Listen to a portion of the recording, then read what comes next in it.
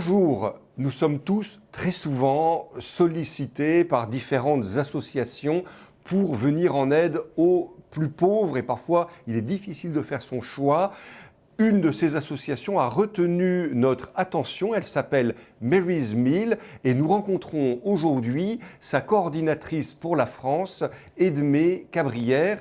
Edmé Cabrière, bonjour. Alors cette association Mary's Meal, d'où vient-elle? Quelle est son histoire? Alors, cette association a été créée par un Écossais, Magnus MacFarlane, en 2002. Cet Écossais faisait pas mal d'humanitaire, surtout pendant la guerre en Bosnie-Herzégovine. Et en 2002, il part au Malawi, qui était en pleine disette, et il demande à un enfant, la maman était en train de mourir du sida, le papa venait de mourir, quel serait ton plus grand rêve? Et Edwards, qui avait tout juste 14 ans, répond mon plus grand rêve, c'est d'avoir un repas pour pouvoir un jour aller à l'école. Et ça a été vraiment un petit peu l'intuition de cette œuvre-là, tout simplement. Magnus, à la suite de ça, a fondé cette association dont l'idée est toute simple, c'est de fournir un repas par jour dans les écoles pour les enfants affamés, leur permettant ainsi une instruction et un avenir meilleur. Comme je le disais en introduction, beaucoup d'associations finalement travaillent dans ce domaine humanitaire. Quelle est la particularité de Mary's Meal? La simplicité de cette œuvre-là, c'est déjà d'avoir permis à ces enfants, de permettre à ces enfants en fait cette scolarisation.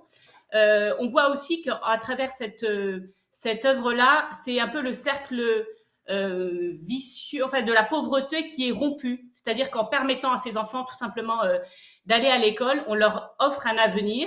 La spécificité vraiment de Mary's Meal, c'est ouvrir le champ des possibles et permettre tout simplement que ces enfants un jour puissent avoir une vie normale, tout simplement. Et vous pourriez nous donner des chiffres, des exemples de tout ce que fait votre association?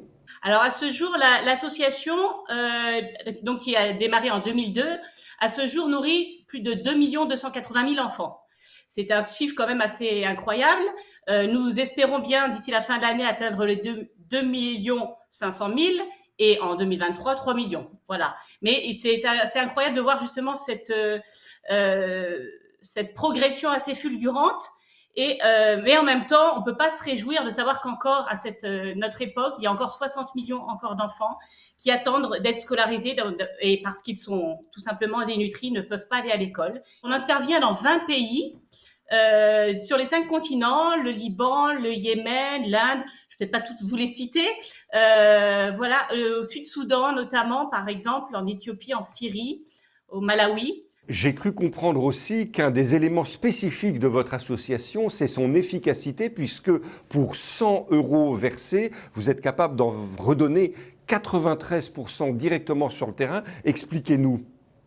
Alors effectivement, le coût annuel pour nourrir un enfant n'est que de 18,30 €. Ça peut paraître assez incroyable, mais comme vous le disiez, 93% des dons, effectivement, sont vraiment affiliés au repas des enfants. C'est-à-dire qu'on essaye de maintenir coûte que coûte au plus bas les frais de gestion de l'organisation, les frais tout simplement de fonctionnement. Et alors pour cela, évidemment, on s'appuie sur une armée de bénévoles. Que ça soit pour les personnes qui viennent en aide dans le monde entier à ces enfants-là, mais aussi, ce qui est relativement incroyable aussi, c'est de voir cette armée de bénévoles sur place qui s'engagent pour aider ces enfants. Il faudrait que vous visionnez les films aussi qui montrent tout ce bénévolat sur place. En fait, on peut imaginer la joie de toutes ces personnes qui voient justement la génération suivante pouvoir être instruite. Donc ça donne beaucoup d'élan à ceux qui n'hésitent pas à faire des kilomètres pour aller porter un repas auprès de ces enfants affamés et leur permettre cette instruction. Et effectivement, sur 1 €, donc 93 centimes est reversé vraiment pour ces repas. Et chaque repas ne coûte que 9 centimes. Donc voilà, on essaye aussi, bien évidemment, de faire en sorte de s'appuyer sur les ressources locales.